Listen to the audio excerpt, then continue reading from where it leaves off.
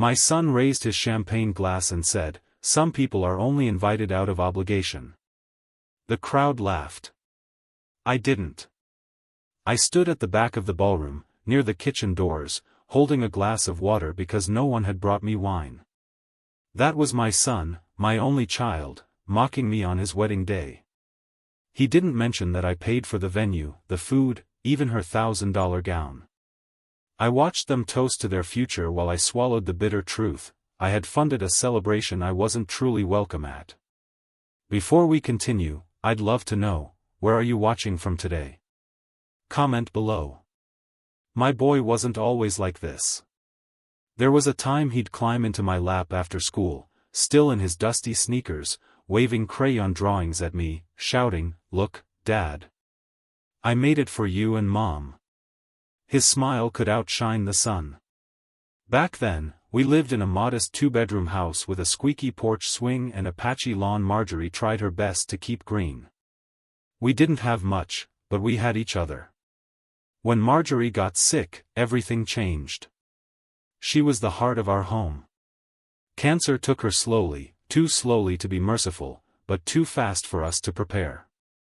I still remember her last days, frail, whispering to me to keep strong for Ethan. That's my son's name.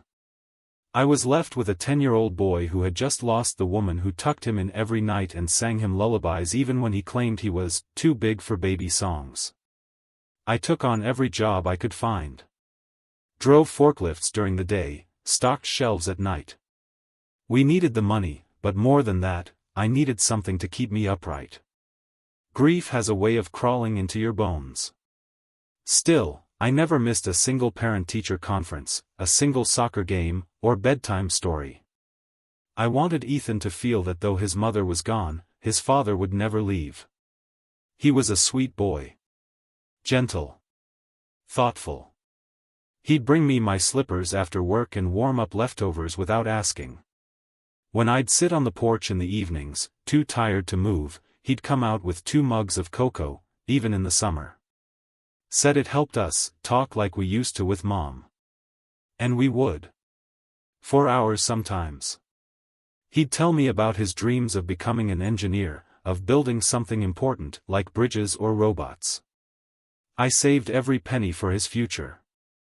When his college acceptance letter came in the mail, I cried. Not the silent, stoic kind, I wept, ugly and loud, right there in the kitchen. He hugged me so tight my ribs ached. "We did it, Dad," he said. "You believed in me." I helped him move into the dorms, folding his shirts just the way Marjorie used to. He kissed my forehead when I left. "You'll be proud of me," he promised. And I was. Every phone call, every semester passed, I was proud. When he brought her home, Samantha, I could see why he was smitten. She was polite, well-spoken, always complimenting my cooking, even when it was just canned stew and day-old bread. She asked about Marjorie and said it was clear Ethan had inherited his warmth from me. I liked her. Their relationship moved quickly. Within 2 years, they were engaged. Ethan asked if I'd walk him through some of the costs and budgeting. Said they wanted to keep things modest, but still respectable. I offered to help. He resisted at first, but I insisted. "My gift," I said. "Your mother would have wanted it." He hugged me, long and tight. "You're the best, Dad. Always have been." At first, it felt like old times. We sat at the kitchen table sketching ideas for venues, food, and music. I remembered doing the same with Marjorie for our wedding, back in '79. But slowly, things began to change. The first time I felt it was when I asked about the invitation list. Samantha gave a polite smile and said, "Don't worry, we've got it covered. Just trust us." I laughed it off. Maybe they just wanted to handle things themselves. But then Ethan stopped including me in planning altogether. No more shared calendars, no more calls to ask for advice. I found out about their chosen venue through a cousin. When I asked Ethan about it, he shrugged and said, "You've done enough, Dad." Just relax and let us handle the details. Still, I kept paying. Dress fittings, catering deposits, even the premarital counseling they decided on. I assumed they were just overwhelmed. Planning a wedding is stressful. Marjorie and I nearly broke up over our guest list. I remembered that well. Every month I'd write a check, and every month I received less information. They moved into an apartment together a few months before the wedding, and Ethan stopped dropping by altogether. When I'd call, Samantha would answer with a quick, "He's busy, but I'll tell him you rang." Then one day, I went to check the mail and found the wedding save the date, addressed to Mr. George Mathis. No, Dad. Not even father of the groom. Just a formal, distant label. It was like getting a letter from a stranger. Still, I told myself not to make a fuss. They're just kids, I whispered to Marjorie's photo one night. Let them have their day.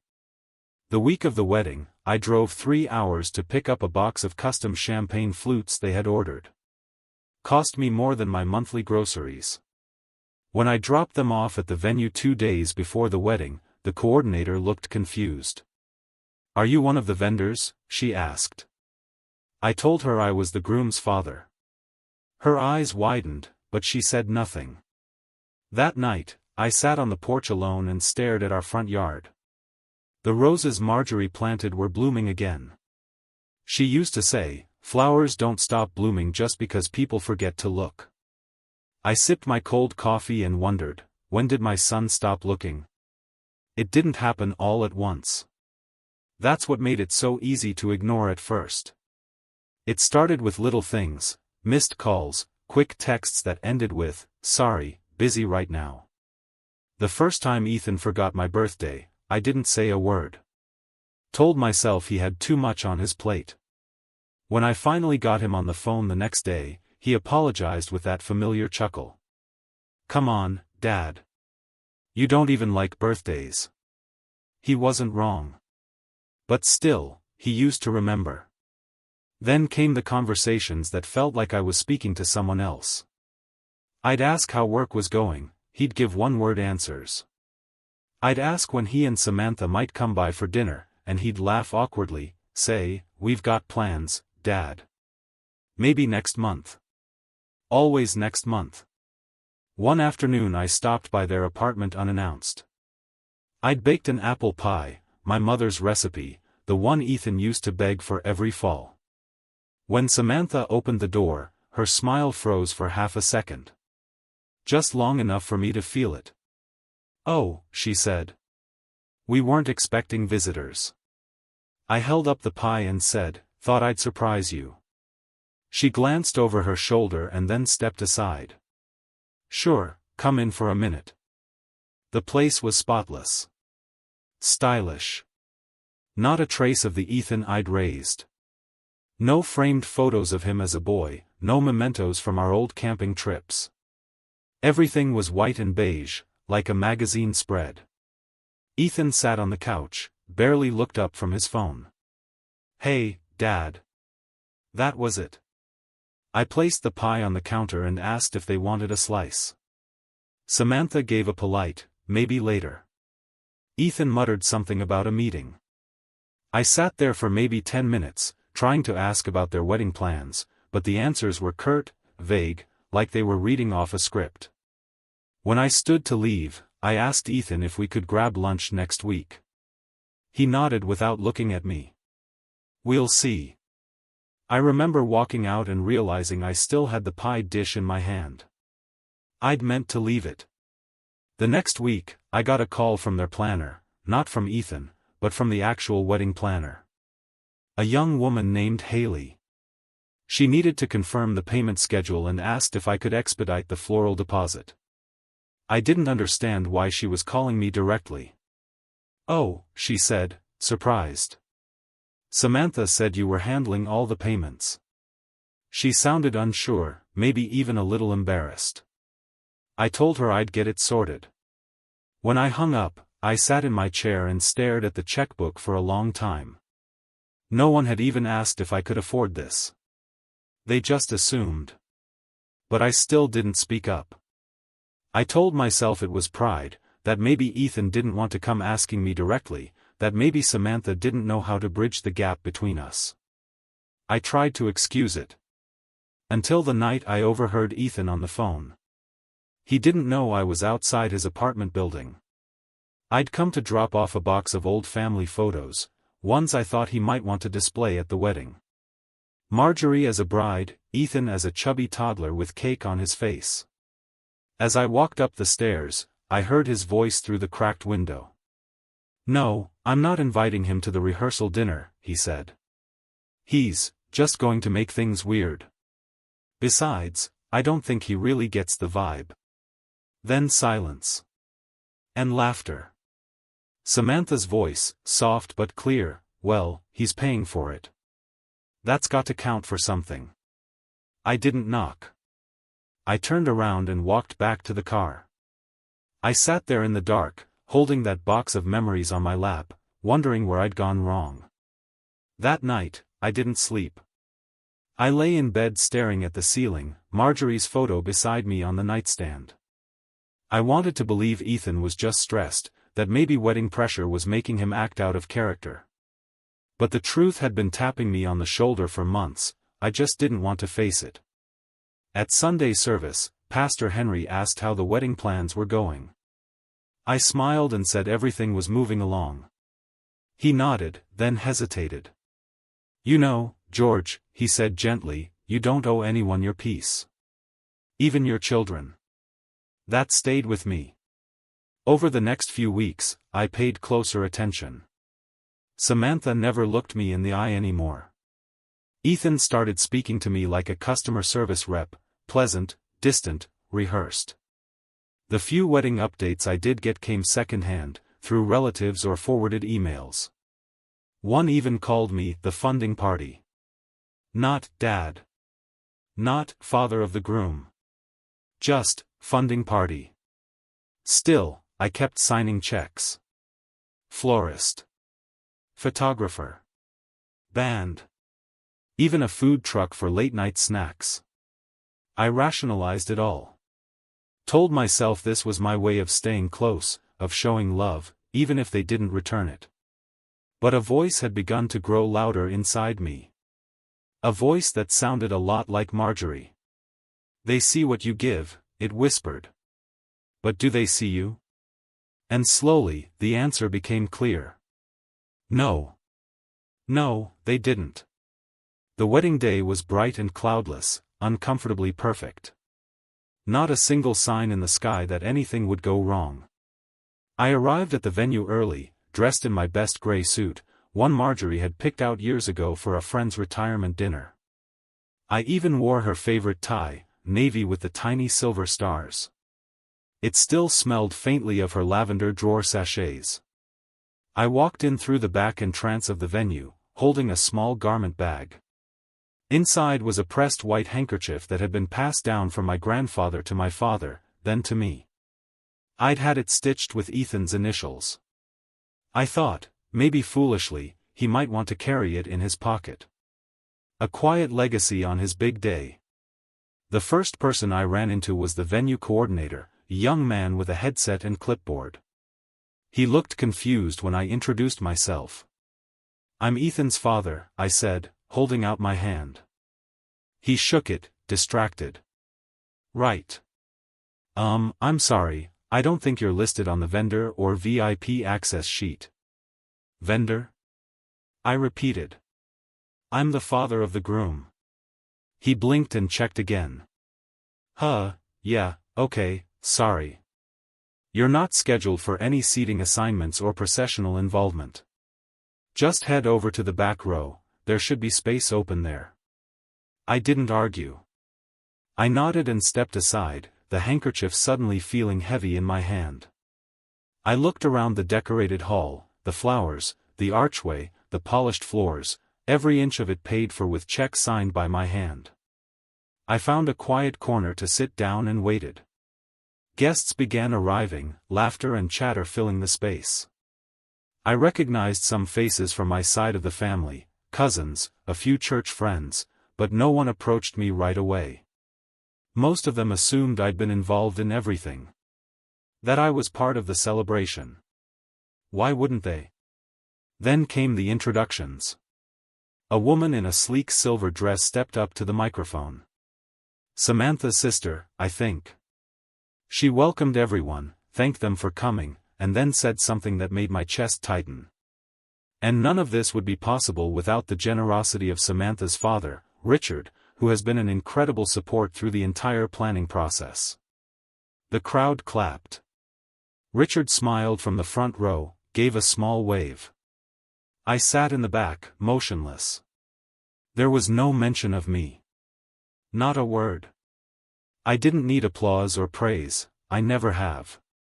But in that moment, the erasure was louder than any insult. My contributions, my sacrifices, the long hours at work, the skipped vacations, the worn-down boots, all of it invisible. I stood up and quietly made my way to the reception hall. Maybe I just needed a moment alone. The reception space was grand, white linens, crystal centerpieces, candles flickering like fireflies. At the head table, their names were written in gold calligraphy. I glanced at the table chart, a printed list framed near the entrance. My name was at the bottom. Overflow seating, table 17. 17. I walked over to find it. Tucked away in the far back corner, next to the kitchen doors. The clatter of dishes and staff instructions echoed behind me. I sat down and tried to compose myself. A young waitress came by and asked, "Are you with the band?" I shook my head. "Oh. Sorry.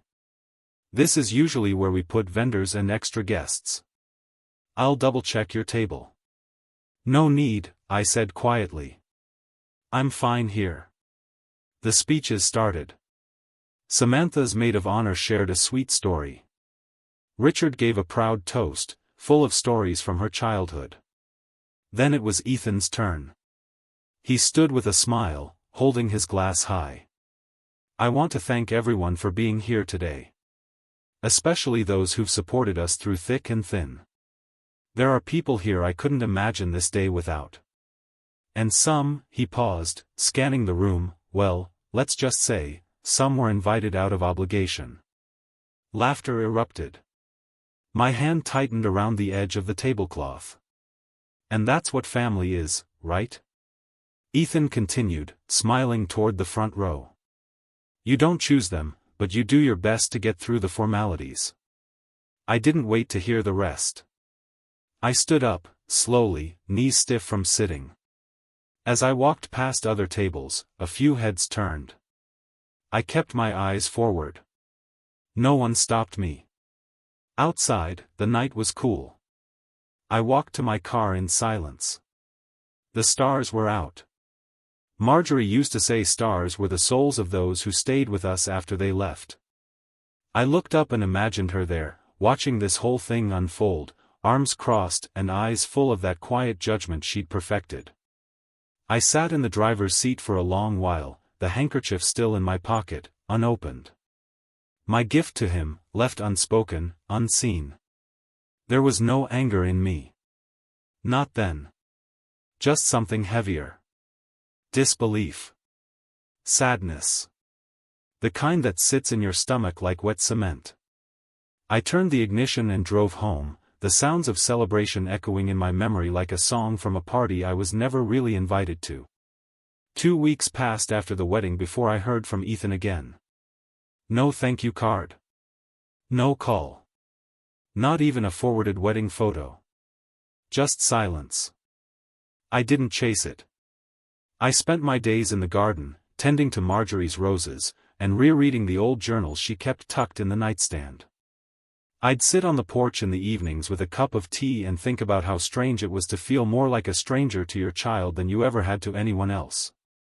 Then one Thursday afternoon, I got a call from Susan Miller, an old family friend who lived 2 blocks down. She sounded hesitant.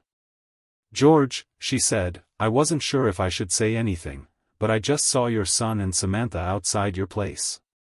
I blinked. "What do you mean? They stopped by?" "No, they were walking around the yard with a real estate agent. talking about renovations. Renovations? I asked slowly. Susan lowered her voice. They said something about knocking down the shed, redoing the floors, and converting the back porch. The agent asked if the property title had already been transferred. I didn't say much. Just thanked her and hung up. My chest felt tight.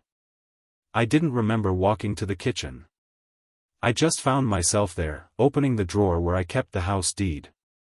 My name was still on it. Only mine. Ethan had never asked to have it changed. Never even mentioned wanting the place. But now, they were planning. Without me. I walked through the house slowly, my hand brushing along the door frames I'd sanded and painted with Marjorie when we first moved in. The kitchen island we'd built from scratch. The bathroom tile Ethan helped lay down one summer, crooked and clumsy, but full of memory. This wasn't just a house. This was my life. My legacy. My late wife's fingerprints were on every corner of it. And yet, my son had brought strangers to discuss its future. Without asking. Without telling me. I sat down at the kitchen table and stared at nothing for a while. That night, I didn't sleep. Again. Instead, I opened the closet where Marjorie kept her memory boxes. Inside were baby photos of Ethan, a lock of his hair, every single report card he'd ever brought home. I found a letter he'd written at 10 years old, "Dear Dad, I'll buy you a big house one day when I'm rich. Love, Ethan." I laughed, bitterly. I opened a new folder and labeled it Proof. Over the next few days, I gathered every wedding receipt, invoice, email confirmation, and bank transfer related to the event. I called the vendors personally, confirming my payments. I even asked one of them, an old friend from church who did the flower arrangements, to send me a signed statement confirming I had paid in full. I wasn't sure what I was building exactly.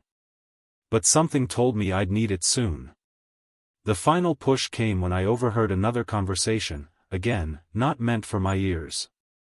Ethan had accidentally pocket-dialed me. I picked up and heard muffled voices. "So once he's settled after surgery, we can bring it up," Samantha was saying. "He won't be able to fight it if we have a medical proxy ready." Ethan's voice came next. "Yeah, I mean, it's better to act before something happens, right? He's getting older. And this way we can secure everything in our name." My fingers went cold around the phone. They were waiting for me to become weak. Powerless. They were planning to take my home. Not after I passed, not through some heartfelt goodbye. But while I was still breathing. Still alive. I hung up before they noticed. Sat back in my chair and stared at the phone. For the first time in months, maybe years, I felt something other than sorrow. I felt clarity. This wasn't neglect.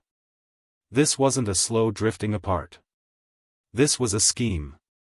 And it was time I started seeing people for who they really were. I spent the next few days quietly observing. I didn't return Ethan's follow-up text, some lazy message asking if I'd had a chance to think about the insurance transfer. I didn't confront him either. Not yet. Instead, I started writing everything down. The way Samantha always interrupted when I spoke. The way Ethan looked at his watch whenever I tried to reminisce. The dismissive laughter. The whispers they shared behind closed doors. All of it. I thought of Marjorie constantly. I imagined what she'd say if she were here. I pictured her standing in the hallway, arms crossed, chin lifted. She wouldn't have tolerated this for a second. Not from Ethan. Not from anyone. "You don't have to fight loud," she used to say. "You just have to fight smart." And smart, I could do. I called my lawyer, an old friend named Walter. Told him I needed to discuss my estate. Quietly. Thoroughly. He set an appointment for the following week. I looked out at the rose bushes one morning and thought, they think I'm weak. They think I'll fade quietly. But I built this life with my hands. And I wasn't done yet. Have you ever felt betrayed by your own family? Let us know in the comments. I waited for the right moment to confront Ethan, not with anger, not with shouting. That's what they'd expect from an old man. That's what they were preparing for. I wanted to look him in the eye, calmly, and see if he had the decency to flinch. It happened on a Sunday afternoon. He stopped by, finally, with Samantha in tow. She didn't even pretend to be cheerful this time. Just sat on the edge of the couch scrolling through her phone while Ethan leaned against the kitchen counter like he was in a hurry to leave. "Everything okay?" he asked, eyeing the folders and paperwork spread across the dining table. I nodded. "Let's talk." He hesitated. "Sure. What's going on?" I sat down and motioned for him to join me. He did, slowly. Samantha didn't move. "I heard from Susan," I began. "Said you and Samantha were walking around the property. With a real estate agent." Ethan blinked. "Oh, yeah. We were just, thinking ahead." "Thinking ahead to what?" "To when you might not be able to manage things here," he said. His tone was smooth, casual. "Practiced.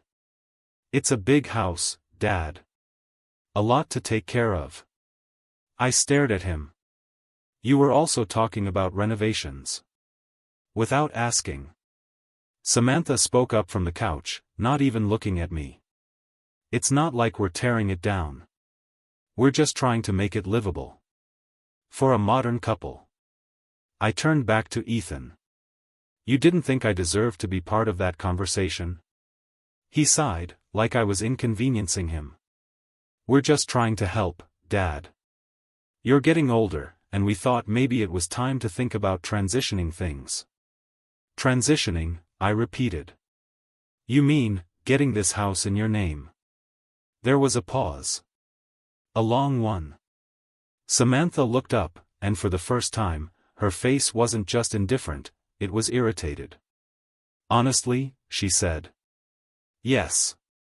This place is wasted right now. You rattle around in it alone. Ethan and I could build something here. Start a family. You could have built something with me," I said quietly. "You could have let me be part of it." Ethan's expression hardened. "We didn't want to burden you.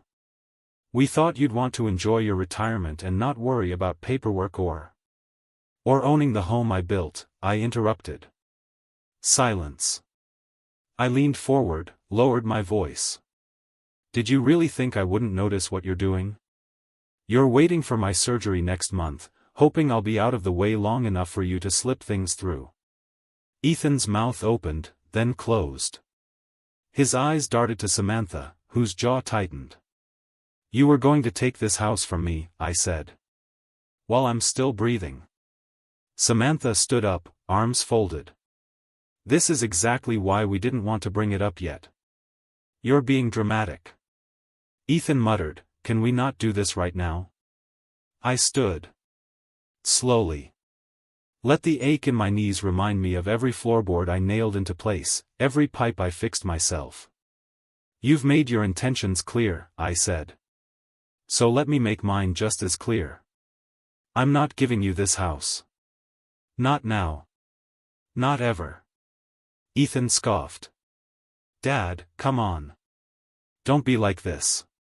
"Like what?" I said, now looking directly into his eyes. "Like a man who won't be stolen from? Like a father who sees through his son's lies?" That hit him. He flinched. Just slightly. But it was enough. He looked down. Samantha muttered something under her breath and walked out of the room. When they left 20 minutes later, the only words Ethan offered were, "We'll talk later." His voice was tight, defensive. As if I'd wronged him. I didn't say goodbye. A few days later, Walter, my lawyer, stopped by. We sat in the den surrounded by Marjorie's books and Ethan's childhood drawings. I handed over every receipt, every signed statement, every wedding invoice. Walter reviewed it all quietly. "You've got more documentation than most people think to keep," he said. "Smart." I nodded. "They thought I'd forget things." "Well," he said, tapping the folder. "Now they'll remember." He helped me revise the will. We removed Ethan entirely. Not out of spite, but out of self-respect. I added a clause: if the will was challenged, every asset would be liquidated and donated to a local veterans charity. I'd already contacted the director, a former Marine who teared up when I explained what I wanted to do. "If they fight it," I told Walter, "they lose everything." Walter smiled. "You sure about this, George?" I looked around my house, the same house I once brought my newborn son home to. The same house where I held Marjorie's hand as she took her last breath. The same house Ethan now tried to take from me. "Yes," I said. "I'm sure." The day after Walter filed the new will, I walked through the house with a fresh notebook. I made a list of what I wanted to repair. The back fence needed replacing. The upstairs window stuck when it rained. The shed could use new siding. But not for Ethan. For me. And maybe for someone else down the line who would actually see this place for what it was, a home built with love, not entitlement. I bumped into Helen, my neighbor, later that week. She's known me for over 20 years. "I heard about the wedding," she said gently. "Heard what happened?" I gave a small shrug. "You don't deserve that, George." "Maybe not," I said. "But I know what I do deserve now." She patted my arm. "Good. About time." That evening, I sat on the porch with a glass of iced tea. The sun dipped below the horizon, painting the sky the same soft gold Marjorie used to say reminded her of apricot jam. I imagined her beside me, quiet, smiling. "They thought I'd sit still," I said aloud. "They thought I wouldn't fight. And I didn't. I didn't yell. I didn't plead. I just stood up. And I wasn't sitting back down." Walking into Walter's office that Thursday morning was one of the hardest things I've ever done. Not because I didn't know what I wanted to say. I did. I'd rehearsed every word on the drive over. Not because I had doubts, I'd put those to rest the moment I overheard Ethan talking about power of attorney behind my back. No, it was hard because this was the moment I had to accept something no parent wants to admit. My son no longer saw me as his father. He saw me as an obstacle. Walter stood up when I walked in, offered me a firm handshake. His office smelled like old books and fresh coffee, familiar, safe. I'd known Walter for nearly 30 years. He'd drawn up Marjorie's will. We went fishing together once a summer back in the day, before life got too busy and the water felt colder than it used to. "Morning, George," he said kindly. "You ready?" I nodded and took a seat. "Let's get to it." We went through the paperwork slowly. He didn't rush me. He explained everything in plain language, what I was entitled to do, what the law would allow in terms of protection, and how to ensure my wishes were honored without leaving a trail of mess behind for others to clean up. "Do you want to remove Ethan completely?" he asked after a while. "Yes," I said without hesitation. Then after a pause, but not angrily. "Not to punish him. I just don't trust him anymore. He's not the boy I raised." Walter nodded and kept writing. "And the house?" he asked. "Stays in my name until I'm gone," I said. "After that, it goes to the charity we talked about. Not a cent to Ethan. Not unless he chooses to walk away quietly. That clause you mentioned, put it in." He pulled a form from the bottom drawer. "No contest clause. States that if he challenges the will in any form, the assets default to your backup beneficiary. The Veterans Foundation, correct?" I nodded. Marjorie's father was Navy. She'd have liked that. We sat in silence for a bit. Just the scratching of Walter's pen, the hum of the desk lamp. I pulled out the folder I'd labeled proof and slid it across the desk. "What's this?" he asked, opening it. "Receipts. Invoices. Statements. Everything I paid for, the wedding, the house, even that vacation they took last spring. It was supposed to be a gift." Walter flipped through it, eyebrows raised. "You kept all this?" "I knew one day I might need to prove I wasn't crazy." He glanced up at me, his eyes softening. "You're not, George. You're just hurt." I nodded slowly.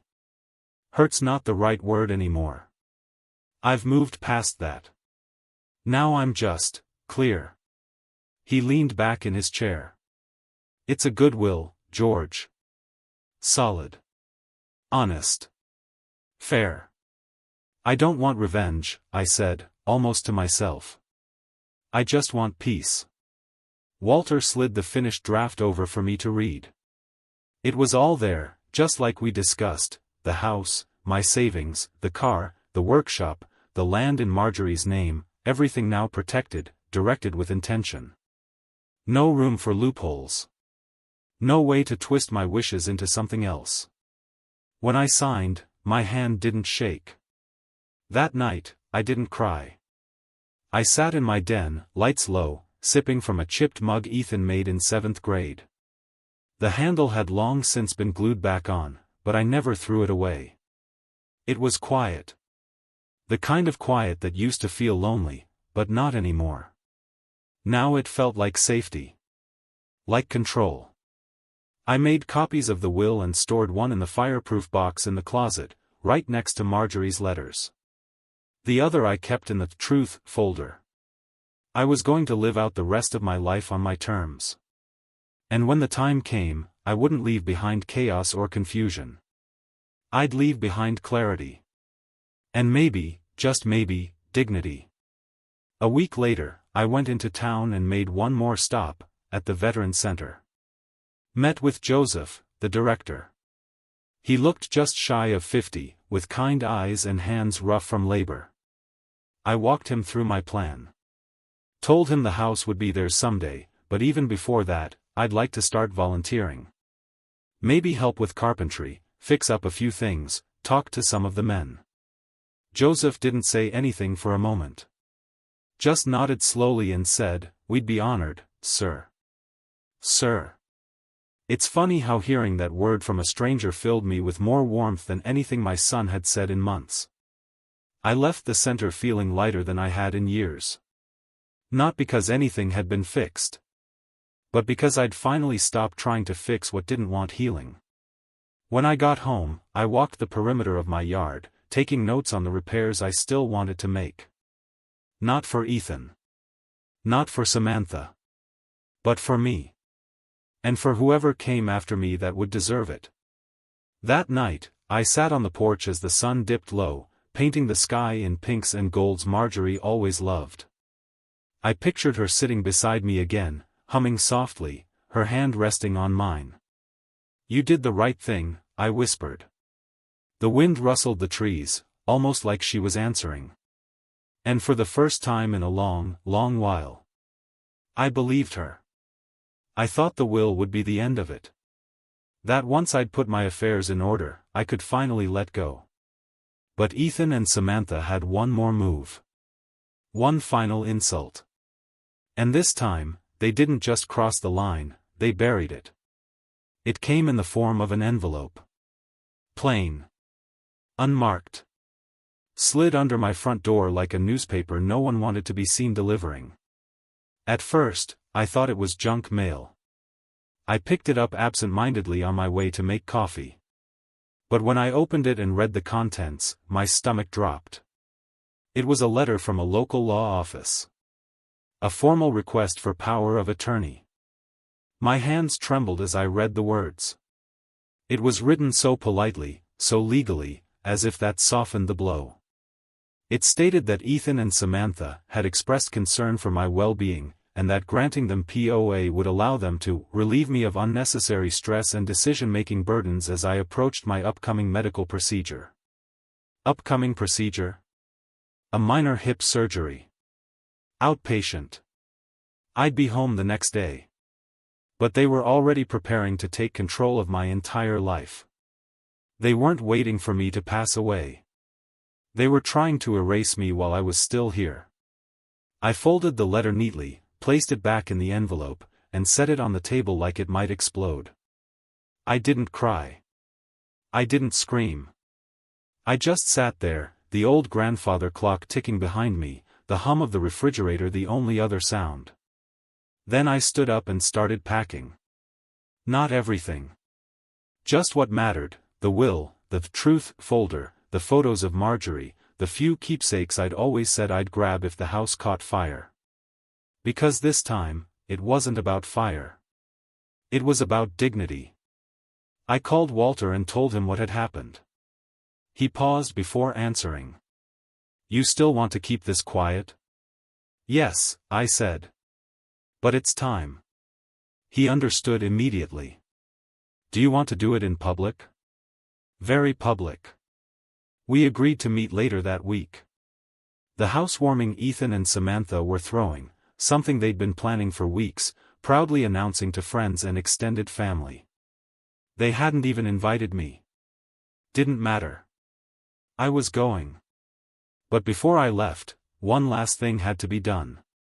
I walked into the living room and noticed my old recliner was gone. The one Marjorie bought for me on our 25th anniversary. In its place was a sleek modern chair that looked like it belonged in a showroom, not a home. I checked the garage. Nothing. I found it on the curb. Tossed aside like trash. That was it. That was the final straw. Not the wedding. Not the insults. Not even the POA letter. It was that chair. The one place in this house that was mine. Where I'd napped with baby Ethan on my chest. Where I'd read the paper every Sunday. Where I held Marjorie's hand when she told me she was scared to die. They had thrown it away. That's when I knew, this wasn't just carelessness. This was erasure. A slow, deliberate process of removing me from my own life. And I was done letting it happen. The day of the housewarming came. I didn't wear anything flashy, just a clean shirt, my old blazer, and the same navy tie Marjorie once said made me look like a senator. I arrived right as the party hit its stride. Cars lined the street, music played from the open windows, and laughter spilled out onto the lawn. No one noticed me at first. I walked through the front door without knocking. Ethan saw me immediately. His smile faltered. He didn't come to greet me, he just stood there like a kid caught sneaking out after curfew. Samantha turned and whispered something to a friend, then forced a smile as if I were some distant relative who had wandered in off the street. "Dad," Ethan finally said, walking over. "We weren't sure if you'd be able to make it." "I wasn't invited," I said calmly. He opened his mouth, then closed it. I reached into my coat and pulled out the small box Walter had prepared. Inside were two things, a copy of the revised will and a manila envelope marked, "Wedding expenses, paid in full." I handed it to him. "What's this?" he asked. "Clarity," I said. "Read it later. Or don't." Guests had started noticing. Conversations quieted. People turned to look. Samantha stepped closer, her expression hard and confused. "What are you doing?" she asked under her breath. "Just setting things straight," I replied. I turned to the room, not raising my voice, not shouting.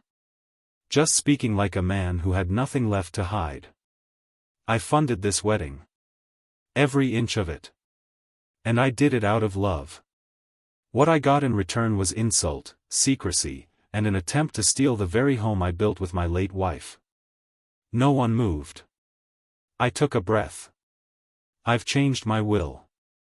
Ethan is no longer my beneficiary. If anyone here was expecting something from my passing, I suggest you read the fine print. Silence. Then murmurs. Gasps. One older woman muttered, I thought he was paying for all of this. Ethan's face went pale. Samantha's jaw clenched. I turned and walked out the door, the air warm on my face, the sun dipping low like it always did in August. I didn't look back. Because for the first time in years, I didn't need to. I don't remember the drive home that night. Just the feeling in my chest, steady, not angry, not anxious. Just firm. Like a door had finally been closed, and I was the one who shut it. For days after the housewarming, I didn't hear a word from Ethan. Not a phone call. Not a knock on the door. Not even one of Samantha's thinly veiled text messages pretending to check on my health. But the silence didn't bother me. In fact, it felt like freedom. Word, however, got around quickly. I heard from Helen first. She called 2 days after the party. George, she said, half laughing, half horrified, you caused quite a stir. I didn't mean to stir anything, I replied. Oh, you didn't stir, honey. You shook. People are still talking. Some are saying you embarrassed them. But most? She paused. Most are saying about damn time. I thanked her. Told her I was just trying to set things straight. That Friday, I walked down to Miller's Hardware. I needed new hinges for the shed door, something I'd been putting off for months. While browsing, a man I barely recognized, a friend of Samantha's family, I think, approached me. Mr. Mathis, he said, awkwardly, I just want to say, what you did? That took guts. And honestly, good for you. I nodded politely, unsure what else to say. The next week, I got a letter in the mail. Handwritten. No return address. Inside was a card that simply read, you didn't deserve that. You deserved better. I didn't know who sent it. But it stayed on my mantle for days. Then, finally, the silence broke. It was a Wednesday evening. I'd just come in from watering the roses. My knees were sore, hands dusty. The phone rang. I almost didn't answer, but something told me to pick it up. It was Ethan. Dad, he said, quietly. I waited. We need to talk. I didn't say no. I just told him to come by Friday after lunch. When he arrived, he was alone. No Samantha. That, in itself, was unusual. He stood on the porch looking smaller than I remembered. Nervous. He knocked like a man unsure if the door would open. I let him in. He glanced around the living room, noticed the recliner, my chair, back in its place. I'd pulled it from the curb the day after the housewarming. Repaired the frame. Restitched the lining. He didn't say a word about it. We sat in silence for a while. I poured 2 glasses of water. He didn't touch his. Finally, he spoke. I read the folder. I nodded. I didn't know you kept all of that, he said. I did, I replied. More silence. Then he asked the question I'd been waiting for. Why didn't you say anything sooner? I looked at him, really looked. And for a moment, I didn't see the man who betrayed me. I saw the boy with scraped knees, the teenager with too much gel in his hair, the young man hugging me in his dorm room before I drove back alone. I did, I said. You just stopped listening. He didn't argue. I didn't mean to hurt you, he said softly. But you did, I answered. He nodded. I got caught up with everything. The wedding. The planning. Samantha. This isn't about Samantha, I interrupted. This is about you. The choices you made. The silence you allowed. The disrespect you participated in. He blinked fast, like he might cry, but he didn't.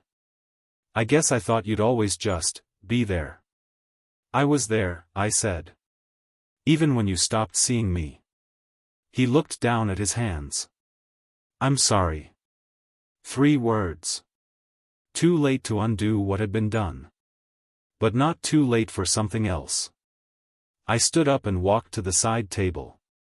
Picked up a framed photo of Marjorie, her standing in the garden, hands on her hips, proud and beautiful. She raised you to be better than this, I said. And somewhere along the way, you forgot that. He nodded slowly. I placed the photo back, turned toward him. I'm not angry anymore, Ethan. But I won't pretend nothing happened. You made choices. And I've made mine. He swallowed hard. Does that mean you're never going to forgive me? I don't know, I said honestly. Forgiveness isn't a promise. It's a process. He stood there, unsure of what to do. Then he stepped forward and held out his hand. I looked at it. Then I looked at him.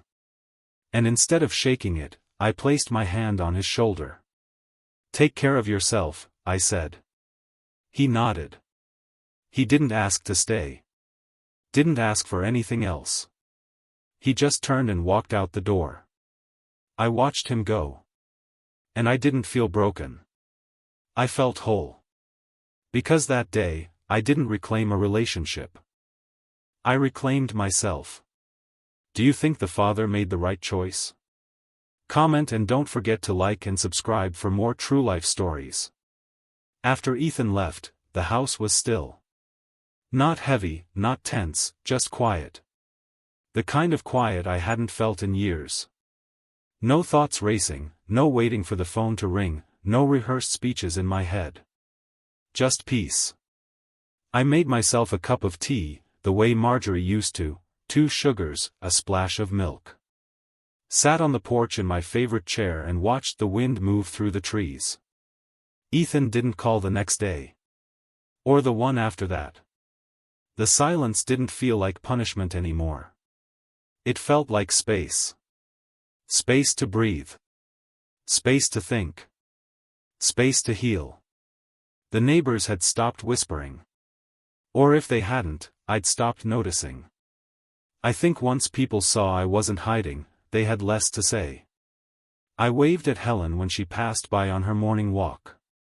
She gave me a look that said, I'm glad you're still standing, and I was. One morning I went into town to pick up paint for the guest room. Not because anyone was coming, but because the yellow had faded and Marjorie always hated yellow in the fall. I ran into Margaret, one of the women from church. She gave me a hug that lasted a second too long, then pulled back and looked at me. You seem lighter, George. I smiled. I am. That night, I finally pulled out the scrapbook I'd started when Marjorie passed. I hadn't added anything in years. I'd always meant to, but grief can harden like rust. You forget how to open the drawer. I laid out the wedding photos, Ethan as a child, Marjorie brushing his hair, the 3 of us at the county fair with cotton candy stuck to our faces. I added them in carefully, writing little notes in the margins. Then I flipped to the last page and, without overthinking it, wrote. Some things grow back after a fire. Not the same, but stronger. It felt right. The next afternoon, there was a knock at the door. I wasn't expecting anyone, so I opened it cautiously. It was Thomas. Thomas is 12 years old, lives across the street, and has more curiosity than tact.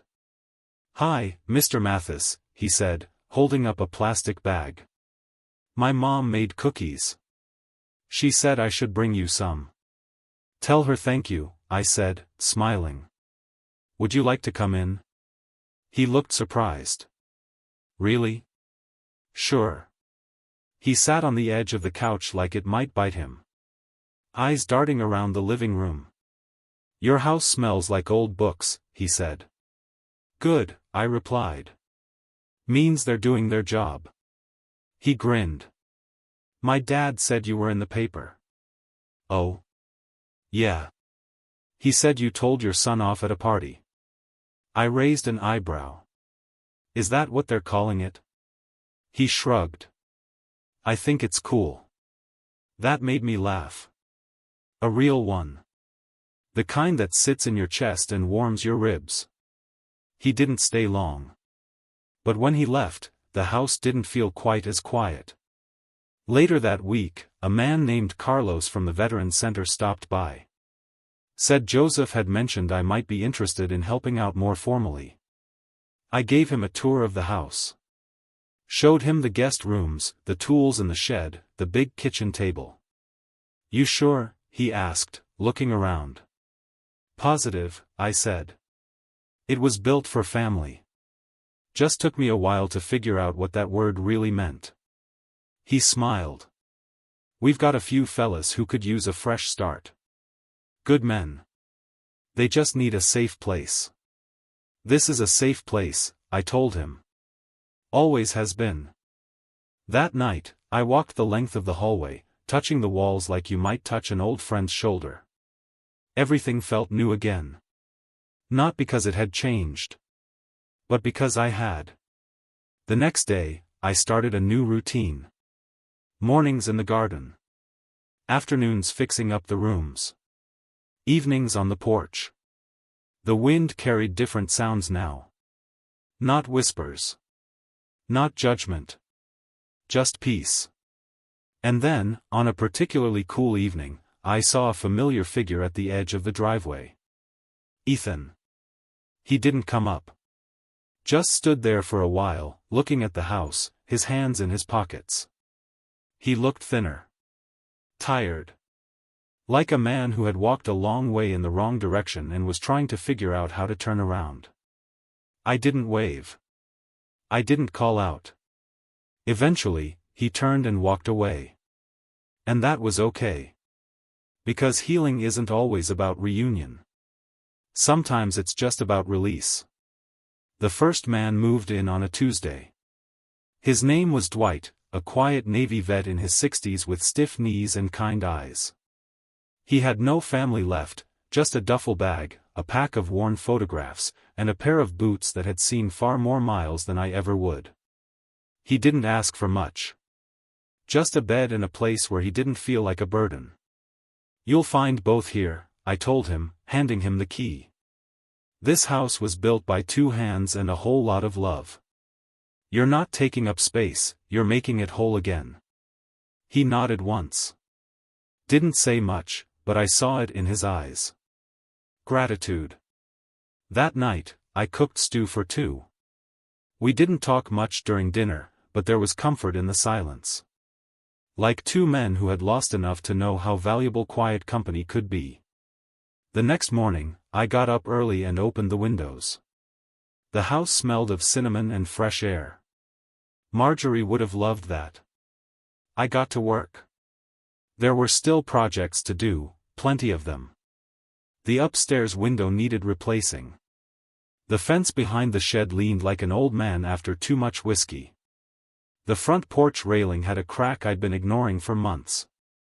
But now I wasn't just fixing things for myself. I was fixing them for others.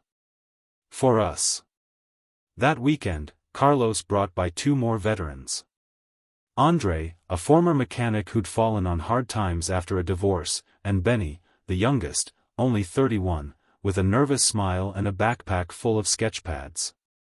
They each chose a room. I handed them fresh sheets, new towels, and a quiet smile. You don't owe me anything, I told them. Just treat the place like it matters. Because it did. Every wall. Every floorboard. Every corner. They helped around the house without being asked. Andre fixed the back gate on his second day. Benny offered to repaint the front porch with colors, less funeral, more warm farmhouse. Dwight started a garden out back, even planted tomatoes alongside Marjorie's roses. I found myself, smiling. More often than not. I started calling it the house, like it had a title now. It wasn't just my home anymore, it was becoming something new. something living. That's when I had the idea. What if this wasn't just temporary? What if I turned the house into a permanent place for people like these men, those who'd been forgotten, discarded, or simply needed a place to begin again? I didn't need much. My pension covered my modest needs. The house was already paid off, thanks to years of scraping and saving. So I called Walter. I want to formalize it, I said. Turn the house into a transitional home. Maybe even a non-profit. He didn't hesitate. We can do that. We met again the next day. He helped me set up the structure, Marjorie's house, I decided to call it. She always wanted to help people, I told him. Now she still can. The next few weeks flew by. I had calls with local charities, met with social workers, even got a small grant from a local business whose founder was a vet. Word started spreading. Donations came in, nothing big, but enough. A new stove. A second-hand washer and dryer.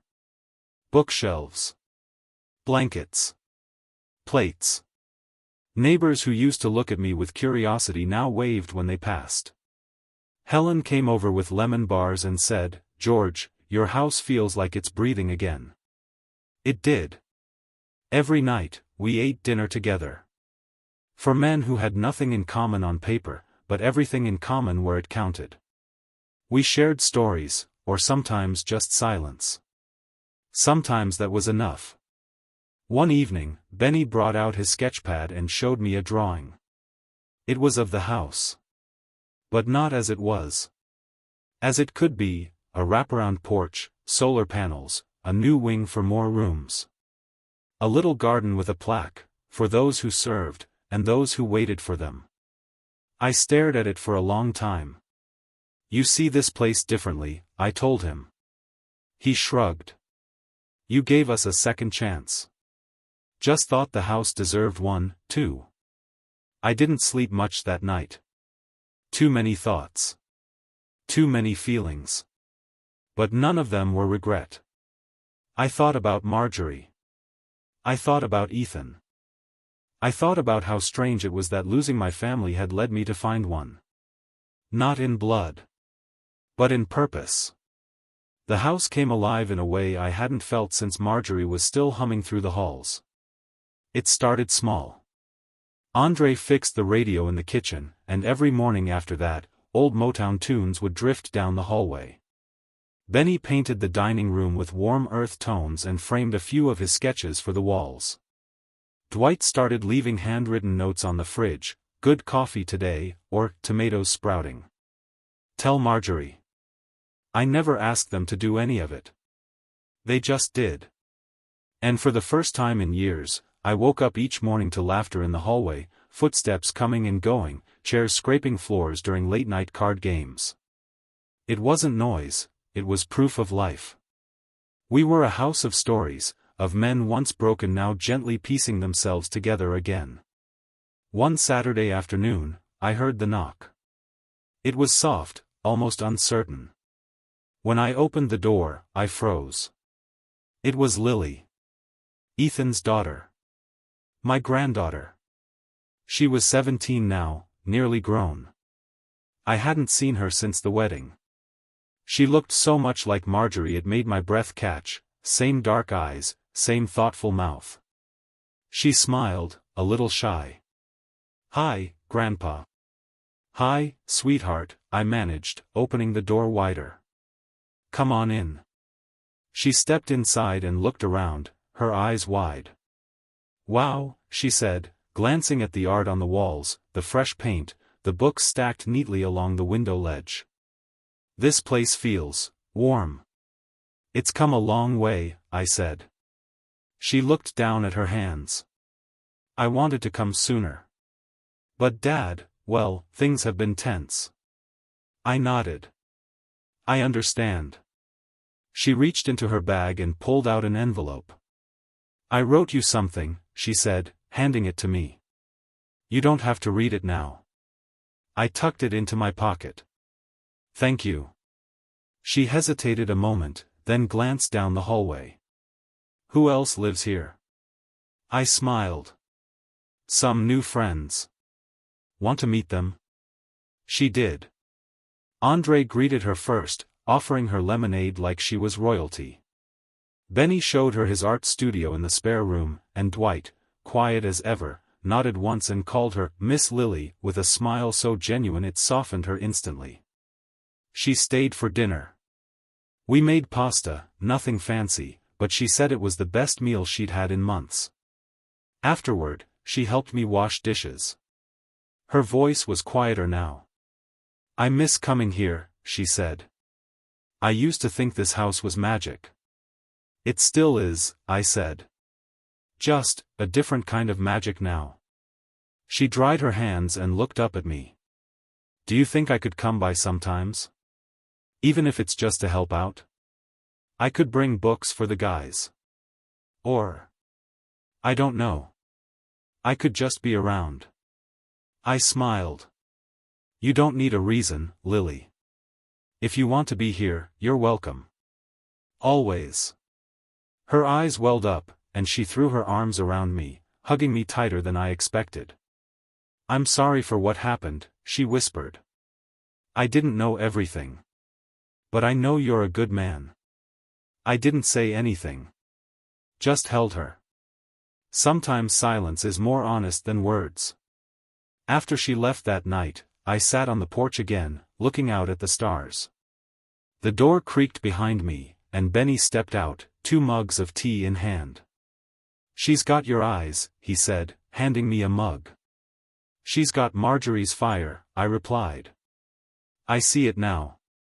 We sipped in silence for a while. Then he asked, You think she'll be back?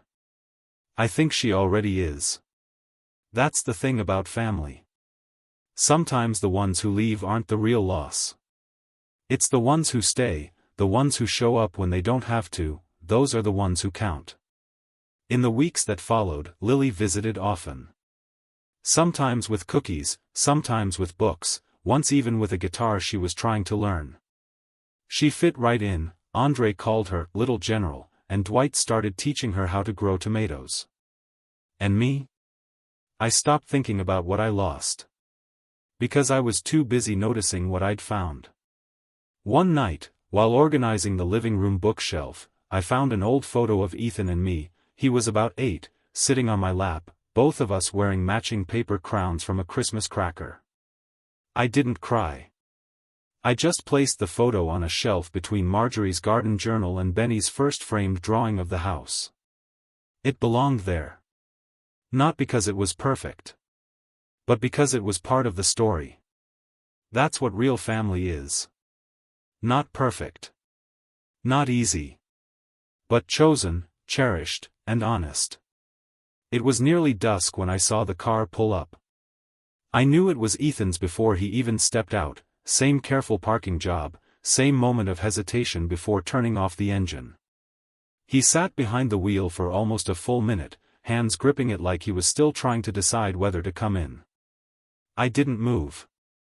I sat on the porch, a book in my lap I hadn't read a word of. Dwight was inside prepping dinner with Benny. Andre had gone into town for paint. Lily had just left an hour earlier, promising to bring over cinnamon rolls next weekend. Ethan finally opened the door and stepped out, dressed neatly like he always was, shirt tucked in, jacket too formal for the heat. He looked older. Or maybe just tired. He walked toward the porch slowly. No swagger. No pride. Just a son walking toward his father after too much time had passed. Hey, Dad, he said, stopping at the bottom of the steps. Evening. He looked up, squinting in the golden light. Can I sit? I nodded toward the empty chair next to me. He took it without a word, brushing off the dust like it mattered. We sat in silence for a while. The kind of silence that doesn't need to be filled. The cicadas chirped in the distance. A breeze moved through the trees. He cleared his throat. I heard about what you're doing here. The house. The veterans. Lily told me. I nodded once. She said she comes by a lot. Says it feels more like home than our house ever did. I didn't respond. Not out of cruelty. Just because I didn't need to. He took a breath. I came to say I'm sorry. For everything. For what I said, what I didn't say. For the wedding. For the house. For making you feel small in a place you built. Still, I said nothing. I didn't want to make it easier for him. I didn't want to soften the edges. I just wanted him to mean it. He looked down at his hands, then back at me. I didn't come to ask for anything, he added quickly. I'm not here about the will or the house. I guess I wanted to face what I did. And not pretend it didn't happen. That, I could respect. You did hurt me, I said finally. You acted like I was a burden. Like I was just a checkbook and an obligation. He nodded, eyes glassy. I know. And Samantha? He hesitated. She's not in the picture anymore. I figured as much. He took another breath, one of those breaths men take when they're trying not to cry. Lily told me what you said. About family. About how it's not always blood. She's right, you know. She found something here. Something good. I was too busy chasing appearances to see it. More silence. Then I reached into my coat pocket and pulled out a folded paper. I handed it to him. He looked confused. What is it? A copy of the clause, I said. The one in my will. The no contest clause. He unfolded it and read quietly. I'm not here to contest anything, he said. I wouldn't dare. I know, I replied. But now you've seen it with your own eyes. He folded it back up, carefully this time, like it deserved respect. I'm glad Lily has you, he said, voice tight. And I'm glad you've got them. He gestured toward the window where laughter echoed faintly from the kitchen. She's welcome here anytime, I said. Always. And me? I looked at him. I didn't say yes. But I didn't say no. You're not banned, I said simply. But you've got to earn your seat back. He nodded slowly, almost gratefully. That's fair. He stood to leave, then hesitated again. There's something I've been meaning to give you, he said, pulling a small box from his coat pocket. It was in Mom's things. I found it a few months ago. I didn't think I deserved to hold on to it. He handed it to me. Inside was her locket. The one she wore every Sunday. Gold, slightly tarnished. Inside was a photo of me on one side, and a tiny folded note on the other. Her handwriting. For George. You are the best part of my world. Love always, M. I stared at it for a long time. Then closed it gently. Thank you, I said, my voice rough. He gave a small nod, turned, and walked down the steps. Just before he reached his car, he looked back. I'll keep trying, he said. Even if it takes years. Good, I said. Start by showing up for Lily. He smiled, just a little, and drove away. I sat back in my chair, the locket warm in my hand. And I didn't feel regret. I felt a door, long shut, creak open, not wide. Just enough. Enough for a breeze to pass through. Have you ever had to walk away from someone you raised? Share your story in the comments. The sign went up on a bright spring morning. I stood at the edge of the front lawn with a hammer in one hand and the other steadying the wooden post, while Benny secured the base and Andre adjusted the angle. Dwight, ever patient, stepped back and called out, a little to the left, George. There. Right there. I looked up at the finished product.